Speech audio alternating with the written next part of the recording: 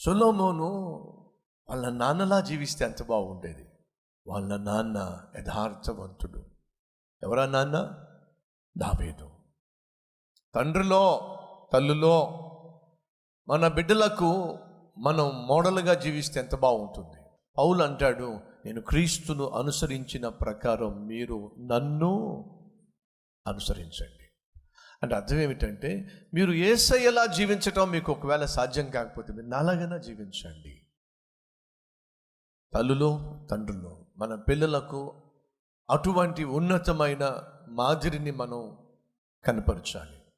నీ కూతుర్ని చూసి, నీ కొడుకుని చూసి, ఒరే నాలాగైనా జీవించరా, నువ్వు నాలా ఆత్మీయంగా జీవించరా, నాలా ప్రార్థన పరుడుగా జీవించరా, నా వలే పరిశుద్ధంగా జీవించు, నా వలే కుటుంబాన్ని కట్టుకోవే.